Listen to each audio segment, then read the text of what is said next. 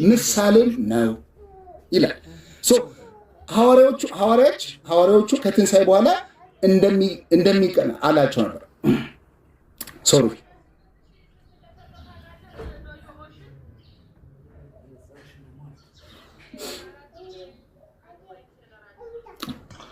ብሩኬ እንደማይራብ እኮ ነግሯል። ወንድም ምዕመንም እኮ ተናግሯል። የማይራብ የማይጠማ እንደሆነ ተናግሯል። ክፍሉ እምነታቸውን ለማረጋገጥ መንፈሳዊነትን ለማስተማር ምሳሌም ለመሆን ነው። ክፍሉን በደንብ ይዩት። ለምንድን ነው የበላው? ኢየሱስ ክርስቶስ ለምንድን ነው የበላው? ያሰማው እምነታቸው መጽሐፉን ላንብብላችሁ፣ ችግር የለም። 24:41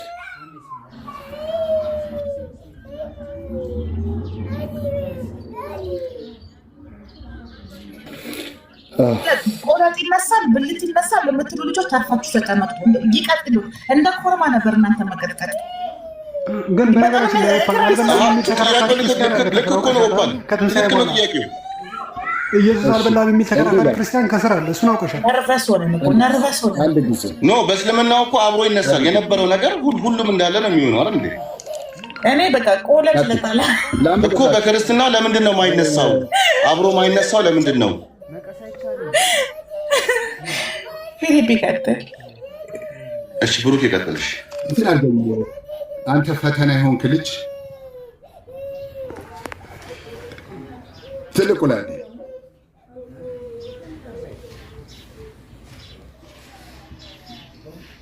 እንዲህ ይላል። እንግዲህ ይህንንም ሲናገር ይላል ሲነጋገሩ ኢየሱስ ራሱ በመካከላቸው ቆመ፣ ሰላም ለእናንተ ይሁን አላቸው። ነገር ግን ደነገጡ እና ፈሩ፣ መንፈስም ያዩ መሰላቸው ይላል። አሁን ደንግጠዋል፣ ፈርተዋል፣ መንፈስም ያዩ መስሏቸዋል። ስለዚህ እርሱም ስለምን ደነገጣችሁ አላቸው። ስለምንስ ሐሳብ በልባችሁ ይነሳል ብሎም ጠየቃቸው። እኔ ራሴ እንደሆኑ እጆቼና እግሮቼን እዩ፣ በእኔ የምታዩት መንፈስ ስጋና አጥንት የለውምና እኔ እንዳሳችሁ እዩ አላቸው። አሁን ከላይ የሚያወራውን ሐሳብ እያያችሁት ነው። ኦኬ፣ ለምን እንደበላ እናያለን ማለት ነው። ይህንንም ብሎ እጆቹን ዘረጋና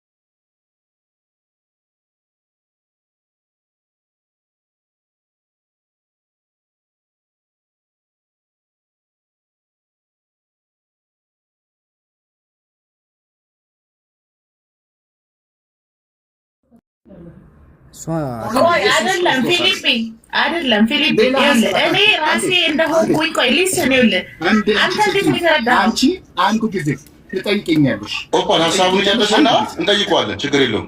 ሩኬ ስለሚናደድ ነው። ሰው ሲያቋርጠው አይወድም። ያው ይቅርታሽ ከዛ በኋላ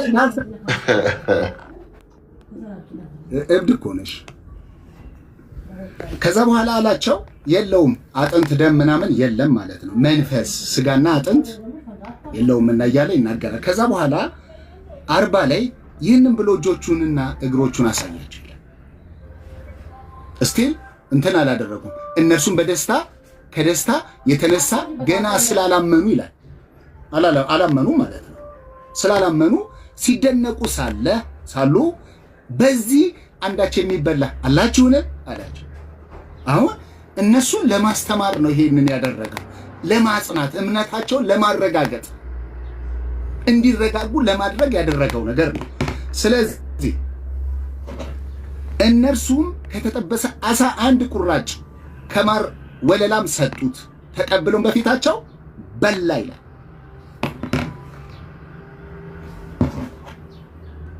ከዛ በኋላ ሌላ ሐሳብ ነው የሚነሳው። እርሱም ከእናንተ ጋር ሳለሁ በሙሴ ሕግና ነቢያት በመዝሙራት ስለ እኔ የተጻፈው ሁሉ ይፈጸም ዘንድ ይገባል ብሎ የነገርኳችሁ ቃል ይህ ነው፣ ቃሌ ይህ ነው አላቸው። በሙሴ በሕግና ነቢያት የስ ደስ ብሏቸዋል። እዚህ ጋር ታየ ይኸው እዚህ አካባቢ ላይ እኮ ደስ ብሏቸዋል። ይኸው እነርሱ ከደስታ የተነሳ ይኸው እነርሱ 41 ላይ ከደስታ የተነሳ ገና ስላላመኑ ሲደነቁ ሳለ በዚህ አንዳች የሚበላላችሁ ነው አላቸው። ተደነጋግጠዋል። አሁን እስቲ ቆይ ኦፓል ባንዴ ላስተካክል። ይኸውልህ ፍርሃትና ምግብን እኮ አንተ አሁን አልገባህም። ፍርሃትና ምግብን እኮ አንድ ነው ያደረገው። ባጭሩ ሰው ፈራም እነሱ ፈሩም አልፈሩም ያ አካል በልቷል ነው።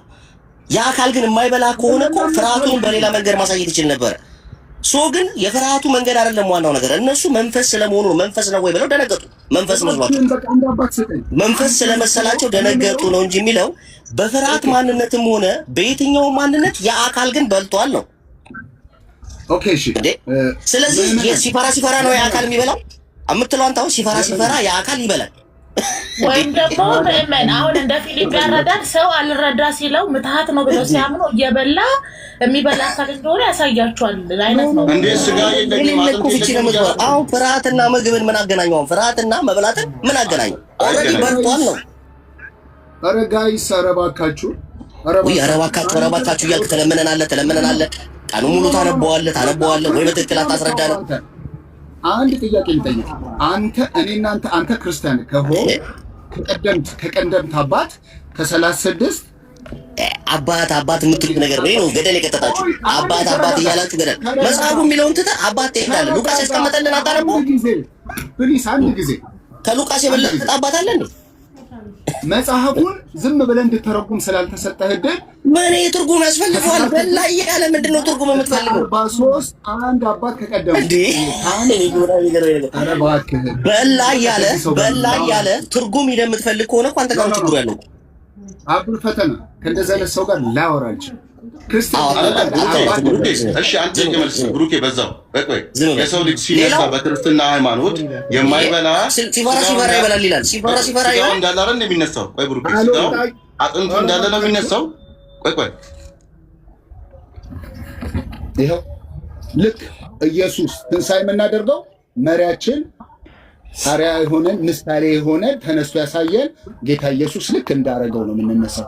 እኔ እንደሆኑ እጆና እግሮቼን እዩ፣ በእኔ እንደምታዩት መንፈስ ስጋና አጥንት የለውምና ጌታው ይሄም ተቀየረብን።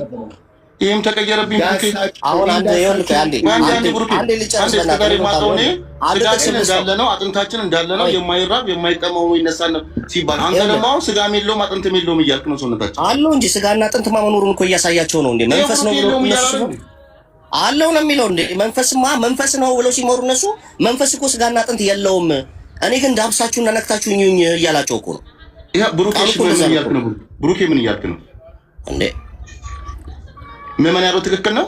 እኔም ማውቀው ከአሁን በፊት ስሰማው እንዴት እሱም እንደዛ አይደለም እያለ ያለው አይደለም የሚለው ማይሉ ቆይ ላንብብልህ በደምብ ስማኝ፣ ከዛ እሱ ያስረዳል። ቆይ ከ36 ጀምሮ ነው ያለው። ይሄንንም ሲነጋገሩ ኢየሱስ ራሱ በመካከላቸው ቆመ፣ ሰላም ለእናንተ ይሆን አላቸው። ነገር ግን ደነገጡና ፈሩ፣ መንፈስም ያዩ መሰላቸው። አይ አሁን አንዳንዴ የሙት መንፈስ የሚባል ነገር አለ አይደለ? ኢየሱስ ሲመጣ የሙት መንፈስ መስሏቸው መንፈስ ነው ብለው ደነገጡ፣ መንፈስ መስሏቸው። እርሱም አላቸው ስለምን ትደነግጣላችሁ? ስለምን ሐሳብ በልባችሁ ይነሳል? እኔ ራሴ እንደሆነ እጄንና እግሮቼን እዩ። በእኔ እንደምታዩት መንፈስ ስጋና አጥንት የለውምና እኔን ግን ዳሳችሁ እዩኝ አለኝ እያለ እኮ ነው። መንፈስ አጥንትና ስጋ የለውም፣ እኔን ግን ዳሳችሁ እዩኝ። ይህንንም ሁሉ እጆችና እግሮቹን አሳያቸው አለ እኮ። እጆቹና እግሮቹን አሳያቸው። ከዛስ እነርሱም ከደስታ የተነሳ ገና ስላላመኑ ሲደነቁ ሳለ አያ መንፈስ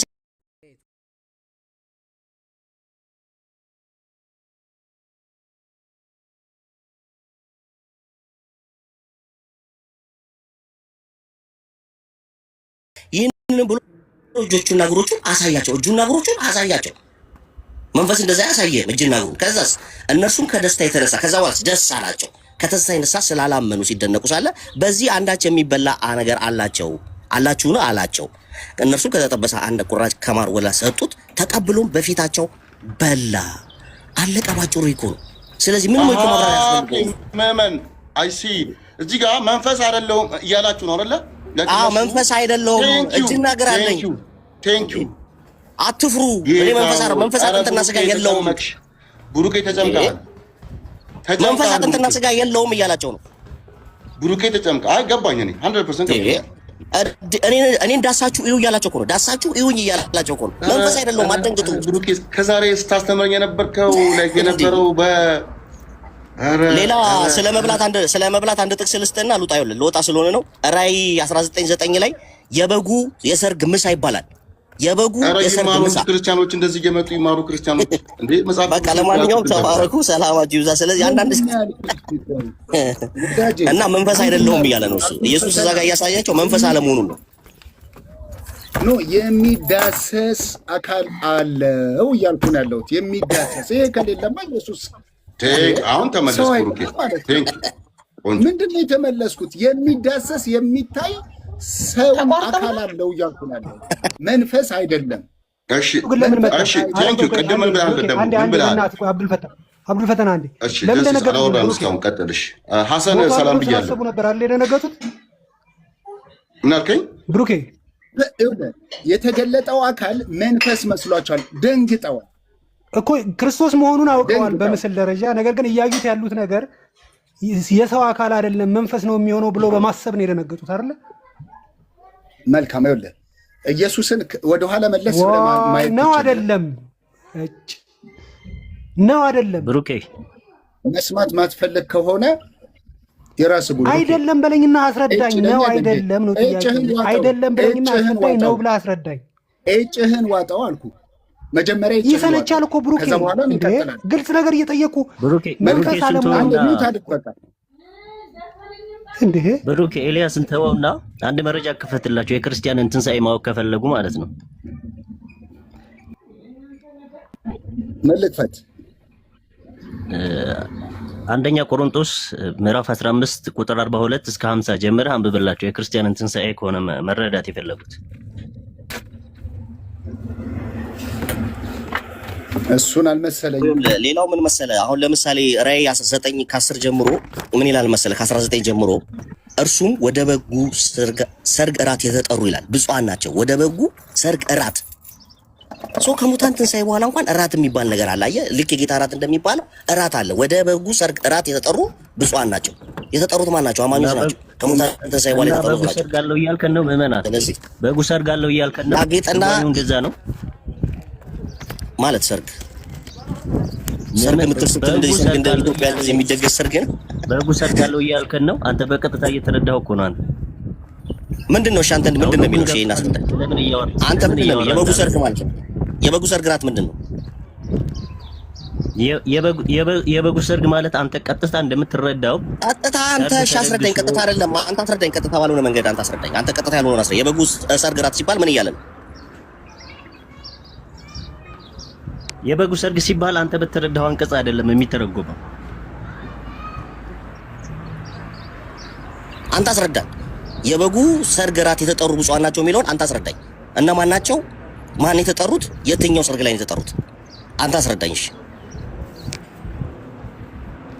የተጠሩ የተባሉት በበጉ የሕይወት መጽሐፍ የተጻፉ የጽድቅ ስራን የሰሩ በቀኙ የተሰለፉ እነዛ ምዕመናን ወደ እግዚአብሔር መንግሥት የሚገቡበት እግዚአብሔር አምላክ ያዘጋጀላቸውን አክሊል የሚሸልምበት እግዚአብሔር ወደ ዘላለማዊ ሕይወት ወደ መንግሥተ ሰማያት የሚያስገባበት ዕለት ማለት እንጂ አንተ በቀጥታ እንደተረዳኸው መብልና መጠጥ ተዘጋጅቶ የበጉ ሰርግ ተዘጋጅቶ እንደዛ አይነት እራት ምንድነው? እራት ምንድነው? ፍቺ ውስጥ እራት ንገረኝ። ምንድነው የተጠሩ የሚለው? ወደ እራቱ የበጉ ሰርግ እራት ምንድነው? የበጉ ሰርግ እራት የተጠሩ የተባሉት የበራቱ እራት የተባለው የእግዚአብሔር መንግስት ነው። ወደ እግዚአብሔር መንግስት እራት የሚለው የእግዚአብሔር መንግስት ነው ብሎ የፈታ ሳይኝ እራት የሚለውን የእግዚአብሔር መንግስት ነው የሚለውን የፈታውን አሳየኝ እስቲ። እራት ማለት የእግዚአብሔር መንግስት ነው የሚል አማርኛም ፍቺ ይበል ከየትም እራት ማለት ትርጉሙ የእግዚአብሔር መንግስት ነው የሚል ፍቺ አሳየኝ። እራት ማለት አዎ እኛ የአባቶችን አሳየኛው እራት አባቶቹ ቢሆን እራት የሚባለው የቤቱ የቤተ መንግስት ወይ ደግሞ የእግዚአብሔር መንግስት ነው እራት የሚባለው የሚለውን አሳየኝ። ከየትም ደስ ካለ እሺ አሳይሃለሁ። አሳይኝ። ስለዚህ የጌታ እራትም ሲባል የጌታ እንትን ነው የምትለው ማለት ነው። የጌታ እራት የተባለው ሁላ በጠቅላላ መጽሐፍ ላይ እራት ሲባል እንደዛ ከሆነ ፍቺው እንዳንተ ከሆነ የጌታ እራት ሲባልም ሰዎች ለካ የመንግስቱ ነው ማለት ነው። የእግዚአብሔር መንግስት ነው ማለት ነው። ኧረ እባካችሁ እኔ እኮ አንዳንዴ ከየትም አምጥተህ እራት የሚለውን የእግዚአብሔር መንግስት ነው የሚለውን አምጣና አሳየን።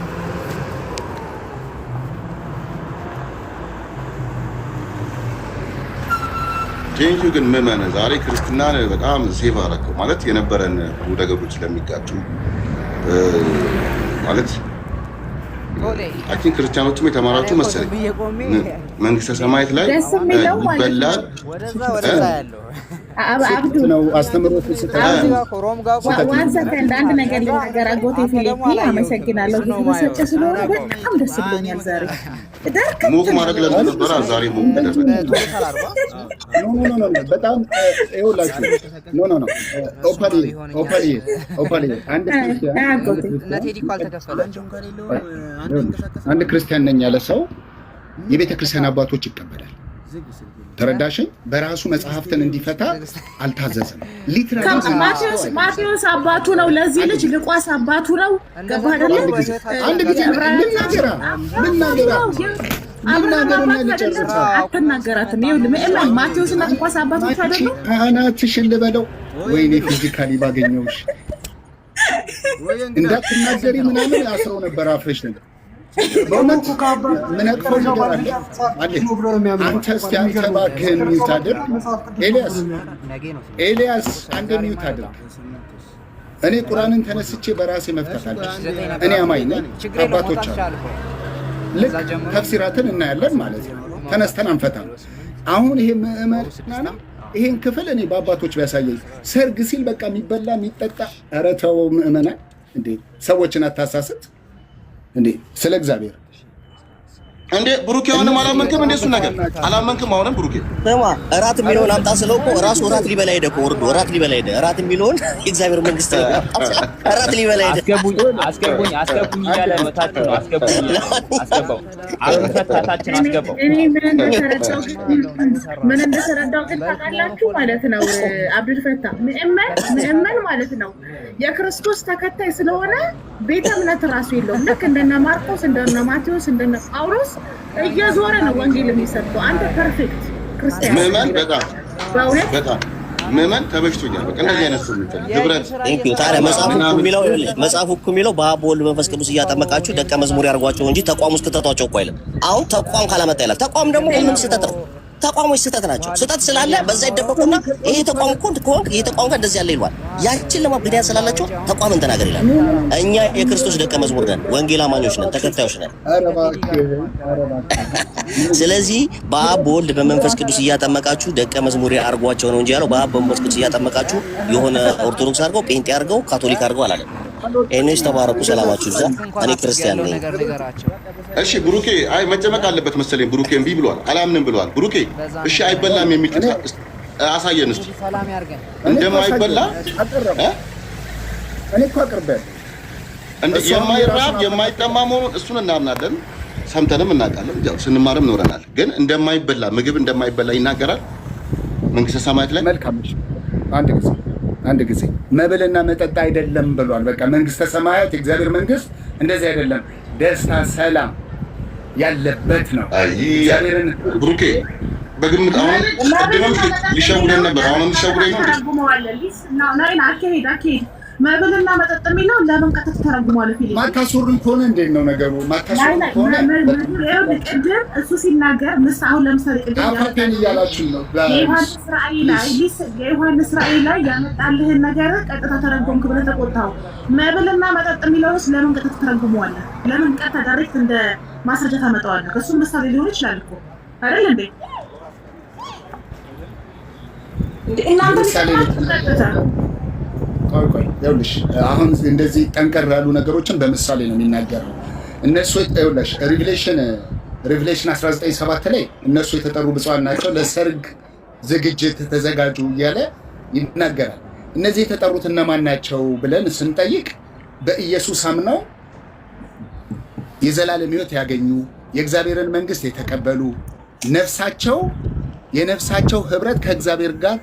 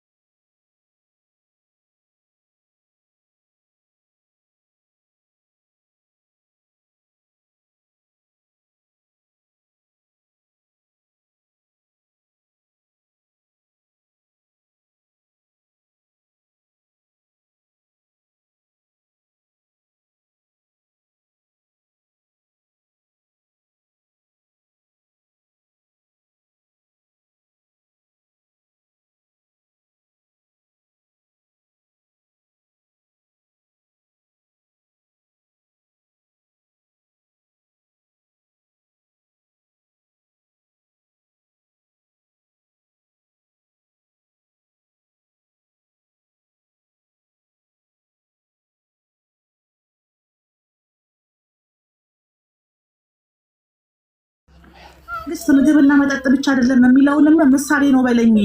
ምግብና መጠጥ የሚለውን ቀጥታ አትተርጉም። እንደዛ ከሆነ ዮሐንስ ራእይ ላይ የራት ግብዣ የሚለው ቀጥታ አይተረጎምም ካልክ ምግብና መጠጥ የሚለውንም ቀጥታ ተርጉመህ ምግብና መጠጥ አይቻልም ብለህ አታስተምረኝ ነው እያልኩ ያለሁት። አመሰግናለሁ። ኢየሱስ እሺ፣ በቃ ስለ ሙታን ትንሣኤ ነው አይደል ማወቅ የፈለጋችሁት? ምዕራፍ 15 ላይ አንደኛ ቆሮንቶስ ምዕራፍ 15 ላይ ያለውን ሐሳብ ልንገራችሁ። የሙታን ትንሣኤ ደግሞ እንዲሁ ነው። በመበስበስ ይዘራል፣ ባለመበስበስ ይነሳል። በውርደት ይዘራል፣ በክብር ይነሳል። በድካም ይዘራል፣ በኃይል ይነሳል። ፍጥረታዊ አካል ይዘራል፣ መንፈሳዊ አካል ይነሳል። ስለ መንፈሳዊ አካል ለሚያወራው የፍጥረት አካል ካለ መንፈሳዊ አካል ደግሞ አለ ማለት ነው። እንዲሁ ደግሞ ታቸውን ያስረዳኝ እንዳትሄድ። አሁን አንተ የተለያየ ነው ይሄ በክብር ይዘራል በክብር ይነሳል እያልክ ያልካቸው ልዩነታቸውን ነገር የመጀመሪያ ልዩነታቸው ፍጥረታዊ አካል ይዘራል፣ መንፈሳዊ አካል ይነሳል። እሺ ፍጥረታዊ አካል የሙታን ትንሣኤ ቁጥር 12 ላይ ያለውን ነው መስለኝ የነገርሽኛለሽ። የሙታን ትንሣኤ ደግሞ እንዲሁ ነው።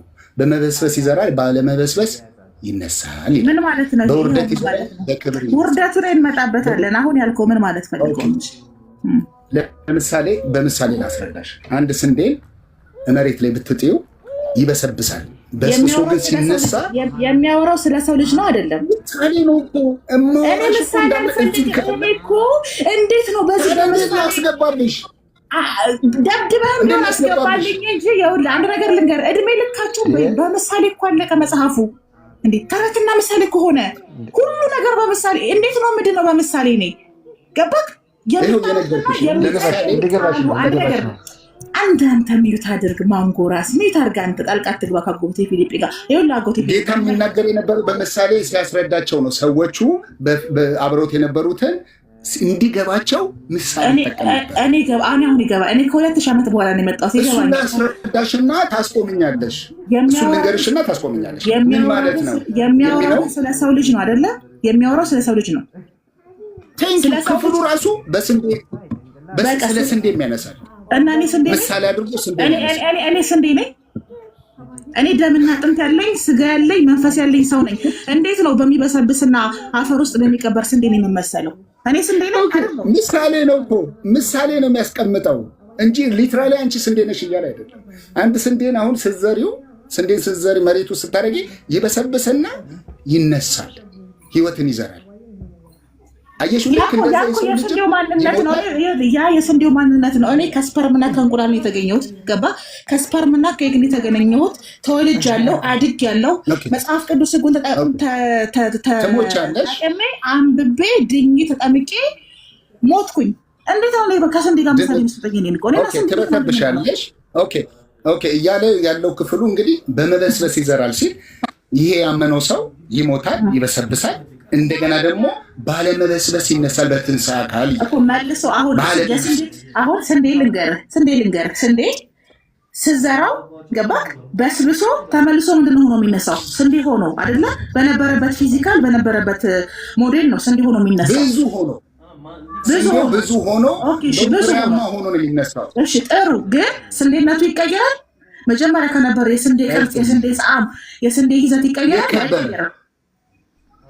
አይቀየርም። በማይበሰብስ ይኸውልህ፣ አሁን እኮ እኛ እንቀይራለን እያልኩ አይደለም እኮ ሰውነታችን እንዲለወጣል እያልኩ እንድነቅስሃት ገፋፋኛ ጎቴ ፊሊፒ በግልጽ ነው መጠየቅ።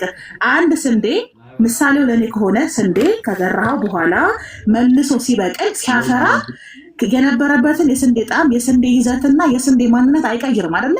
ስለዚህ እኔ እንደ ሰው ሞቴ ስነሳ አሁን የነበረችዋን ኦፓል ከነስጋ ከነደሜ ከነ እኔነቴ ነው የምነሳው እያልኩ ነው። ልክ እንደ ስንዴው በማይበሰብስ አካል ይነሳል። የማይበሰብስ አካል ይዞ ይነሳል። ስጋዬም ደሜም ነው አብሮ የሚነሳው። አይበሰብስም፣ ድጋሚ አይሞትም ማለት ነው አይደለ? በማይሞት አካል እኮ በማይሞት አካል ውስጥ ስጋና ደም አለኝ። አካል እናወራለን። ትነሻለሽ አልኩኝ። በማይሞተው አካል ውስጥ ስጋና ደም አለኝ አይደል? እኔ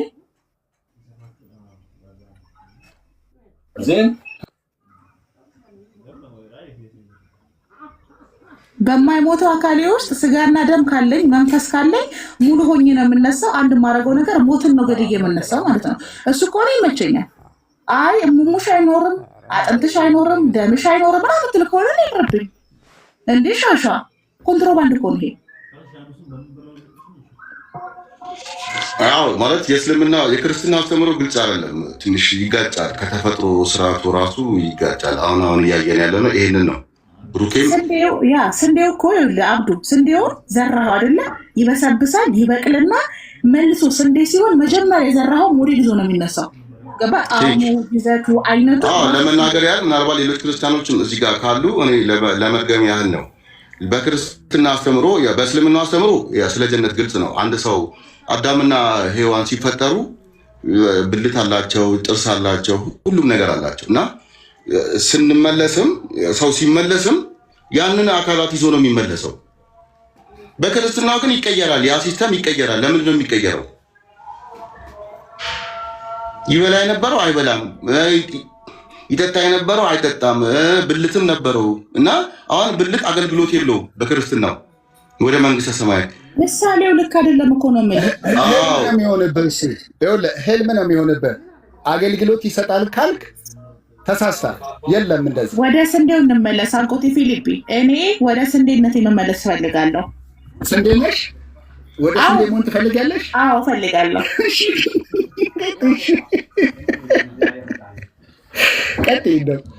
ስለዚህ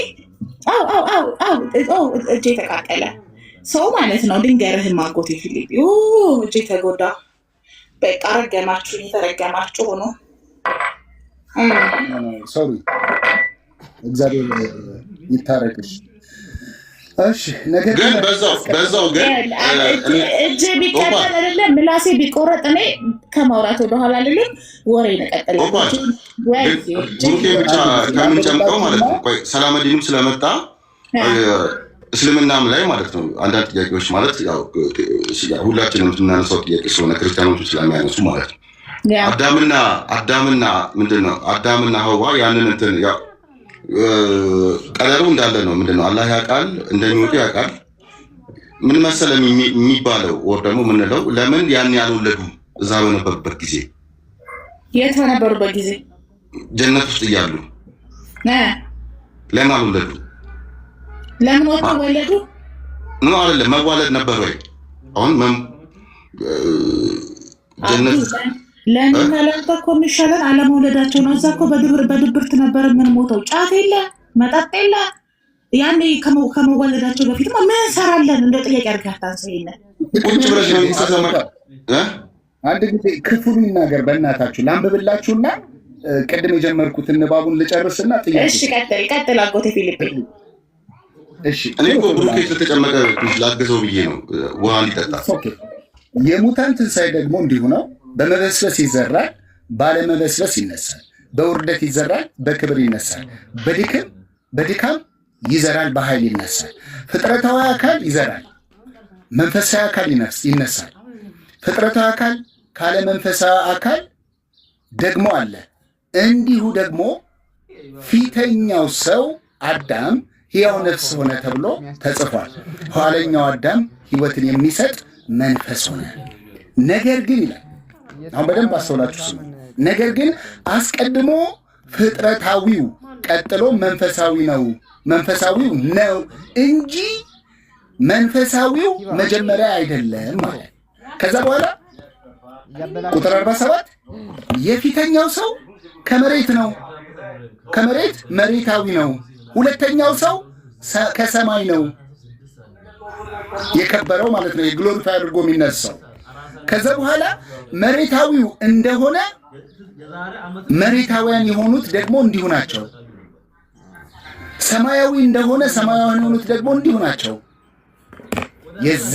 የዚያንም የመሬታዊውን መልክ እንደለበስን የሰማያዊ መልክ ደግሞ እንለብሳለን ይላል። ነገር ግን ወንድሞች ይህንን እላለሁ፣ ስጋና ደም የእግዚአብሔርን መንግስት ሊወርሱ አይችሉም። ስጋና ደም የእግዚአብሔርን መንግስት ሊወርሱ አይችሉም። የሚበሰብሰውም የማይበሰብሰውን አይወርስም። ግልጽ ነው። ስጋና ደም የእግዚአብሔርን መንግስት አይወርስም። ስጋና ደም አሁን የምታየው ስጋና ደም አይወርስም የእግዚአብሔርን መንግስት። ያልገባኝን መንፈሳዊ አካል ማለት ምን ማለት ነው? መንፈሳዊ አካል ምን ማለት ነው? ስለ መንፈሳዊ አካል ነው የሚያወራው። ይሄ የማይታይ የማይዳሰሰው ማለት ነው። ስለዚህ አሁን ከሞት ስንነሳ አንታይም አንዳሰስም መንፈስ ነው የምንሆነው። ያ ማለት ሙሉ በሙሉ እንደዛ እያልኩ አይደለም። የሚነሳ አካል አለ፣ መንፈሳዊ አካል። ቅድም ኢየሱስ ክርስቶስ ያሳየው ጥቅስስ ብሩኬ እንዴ አሁን ከሞት ስንነሳ አንታይም አንዳሰስም መንፈስ ነው የምንሆነው። ኦኬ አንድ ጊዜ ይኸውልህ ተመልከት። ቅድም ኢየሱስ ክርስቶስ ስላለ አሳይሃለሁ፣ እሱን እነግርሃለሁ። ኢየሱስ ክርስቶስ አንድ እመልስልሃለሁ። ቆይ ነው በለዋ ፊልጶስ መንፈሳዊ አካል ስትል አንታይ ማንዳሰስ ማለት ዝም ብሎ ነው የምንሆነው። እነዛን አይተሞች አንታይ ማንዳሰስ እንደዚህ በቀላሉ በሰው አይን ይታይ አይሆንም። በምንድን ነው የሚታየው? ስለ መንፈሳዊ አካል እኛ ስለ መንፈሳዊ አካል ገባኝ እኮ። አሁን ለምሳሌ እርስ በርሳችን እንታያለን። እርስ በርሳችን እንታያየት ኦፍ ኮርስ እሱ ይኖራል። ታዲያ እኮ ምንድን ነው እኛ ሰው አይደለንም ስንነሳ በሰው አይን አይታየም ነበር። አንተ እኮ አታየኝም። አይዞህ አሁን ምድር ላይ ሳለሁ አንዴ መንፈስ ነው ትላለህ፣ አንዴ ይበላል ይላል ብሩኬ። እኛ ክርስቲያኖች አንተ ጀሃነም ነህ።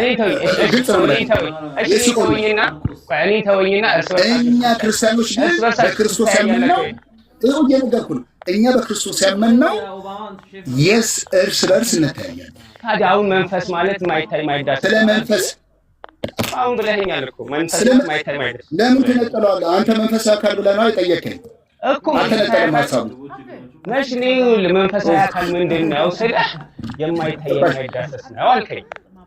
ስለዚህ እርስ በርሳችሁ ትታያላችሁ ስለ አዎ አልከኝ። አሁን ራስ መንፈሳዊ አካል ነው ያልገባኝም ያልኩህ እኮ መንፈሳዊ አካል ነው። ክፍሉን ነጥለህ ነው ይኸውልህ ነጥለህ ስላነሳሃት ነው የጠየቀኝ። ነጥለህ ነው ያነሳው። ፍጥረታዊ አካል ይዘራል።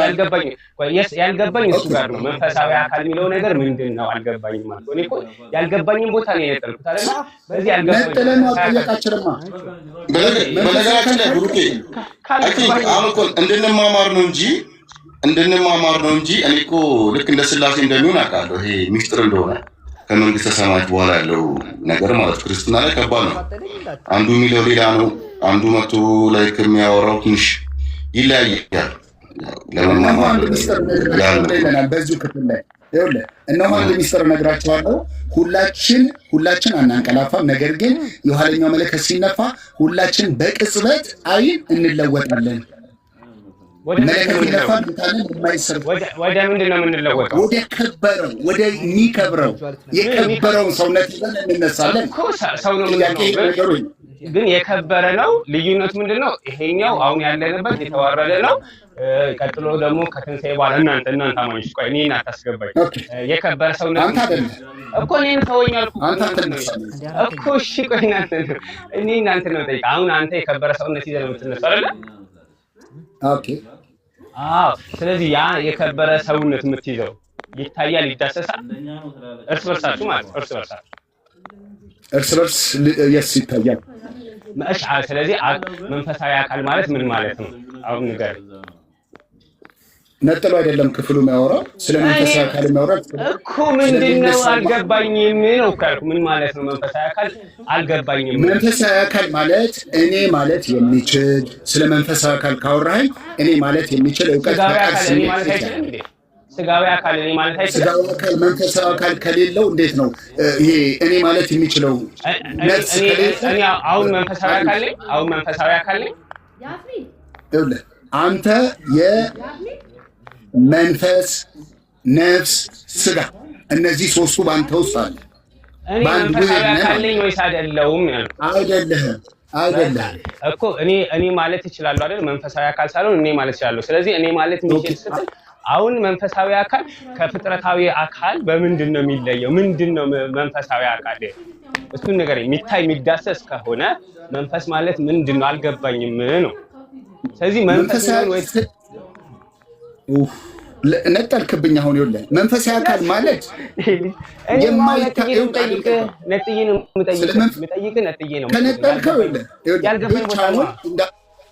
ብቻውን እንድነግርህ ከፈለክ መንፈሳዊ አካል ካልከኝ ስለ መንፈሳዊ አካል ከጠየቀኝ መንፈሳዊ አካል ማለት የማይታይ የማይዳሰስ ነገር ግን እኔ ማለት የሚችል።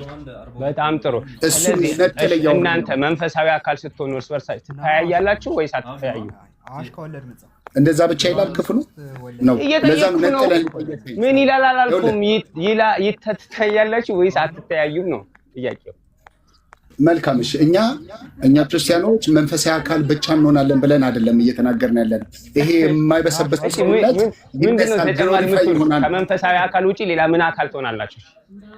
ግሎሪፋይ ይሆናል። ግሎሪፋይ የከበረ ሰውነት ይነሳለው። አይከብርም እኮ አይደለም። አካል ግን መንፈሳዊ አካል ነው። ከመንፈሳዊ አካል ውጪ ምን ትሆናለህ?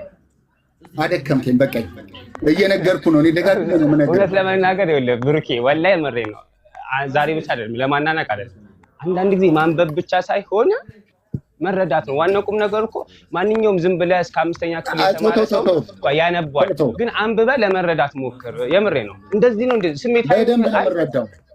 ይኸው እኔ አሁን ጠየቅኩህ፣ እርስ በርስ ትጋጫለህ። መንፈሳዊ አካል ማለት የማይታይ የማይዳሰስ ነው አለ፣ ግን እንታያለን እንዳሰሳለን። እነዚህ ሁለቱ እየተጋጩብህ ከገባህ አዎ በቃ እኔ እንጃ እንደዚህ አይነት መግባት እኔ ነኝ ያልገባኝ ማለት ነው። ሌሎቹ ምናልባት ገብቷቸው ከሆነ ይቀጥሉ። አብዱል ፈተና ግን ገብቷል። እንዴት ነው የሚገባ? በጣም ቅድም ነገር ያለው ስላሴ ነው። ልክ እንደ ስላሴ እንደ እንትን ነው የሚሆንባቸው ብዙ ጊዜ ስለ ማለት እኔ መማሪያ ያልቻልኩት እሱን ነው። መጀመሪያ አካባቢ እኮ የክርስትናው ይቻላል እል ነበር እኔ ራሱ። በኋላ ግን ሳነብ ስጠይቅ የሚጋጩ ነገሮች ይነገሩሃል። የተለያዩ ሀሳቦች አሉ። ልክ እንደ ቀድር ነው የሚሆንባቸው። የእስልምናው ግን ግልጽና ግልጽ ነው። የእስልምናው ሰው ወደ ነበረበት ነው የሚመለሰው። ሀላስ ስለዚህ ብሩኬ ከአሁን በኋላ የእስልምናው ጀነት ይበላል ይጠጣል እያልክ እንደማታወራ እርግጠኛ ነኝ። ኧረ እባክህ ሞክ እንደማታደርግ እርግጠኛ ነኝ። ከዛ ጀምሮ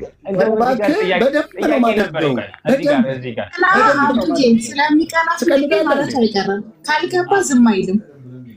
አንድ ጥያቄ አለኝ። ቅድም መንግስተ ሰማያት ፊሊፕ ይሄ የሙስሊም ገነት እንግባ በቃ ሻሃዳ እናያዝና ፊልጵስዩስ የእስልምና ይኸውልሽ እስልምናን ከምቀበል አንገቴን በሰይፍ ሰላዲን ቢቆርጠኝ ይመርጣል እኮ። ጥላቻ ነው እንጂ እኮ ክርስትና እውነት ሆኖ አይደለም። እስልምና አስተምሮት ጥላቻ አንገትህን በሰይፍ እስከ ማስቀላት ይደርሳል። ግን ገሃነም ነው የምትገባው። ስህተት ነው አልኩሽ። ይኸውልሽ ሰላማችን እናውራ እናንተ ሰላማችን ሰላም አይደለም። ቆይ ርዕሳችን ምናልባት ሬቲም ካልሰማው ሰላመዲ ሬቲም አሁን መጥቶ ነው ኡስታዝ።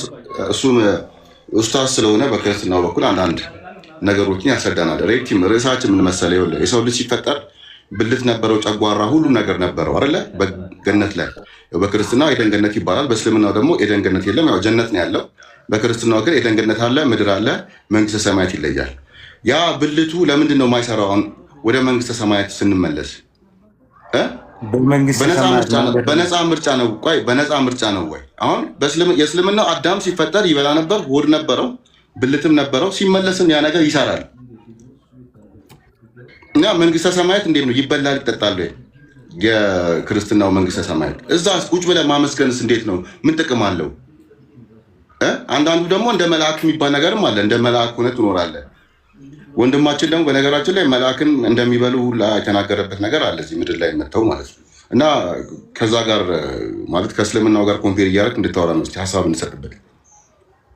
ኦኬ በመንግስት አሁን የኤደን ገነት የሚለውን ስም አይደለም። አሁን ኪንግደም ኦፍ ጋድ የእግዚአብሔር መንግስት ነው የምንለው እኛ። ኤደን ገነት በምድር ነበረች።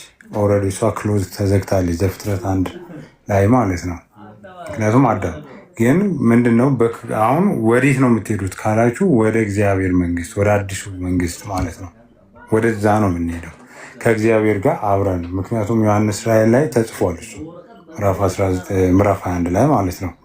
ስለዚህ በምድር ላይ መብዛት መባዛት አለ፣ በመንግስተ ሰማያት ግን መብዛት መባዛት የለም። ግን ይሄ የሚበሰበሰው ስጋ ወደማይበሰብስ ይለወጣል ይላል። በቃ ያለነው ሰዎች በእግዚአብሔር የዳነው ሰዎች ብቻ በመንግስተ ሰማያት ከእግዚአብሔር ጋር እንኖራለን። እዛ ሴክስ ማድረግ የለም፣ አንባዛ። እሱንም አናውቋለን እኮ ሬቲ ከእንትን ጋር ማለት የሆነ ምንድነው ትንሽ እንደተማረ ሰው ያኛውን ተወውና ይኸውልህ አዳምና ሔዋን ሲፈጠሩ ብልት ነበራቸው አይደለ? አሁን ኃጢአት ስለሰሩ ነው ፍሬውን ስለበለሱን ያንን የበለሱን ፍሬ ስለበሉ ነው ማለት ነው አሁን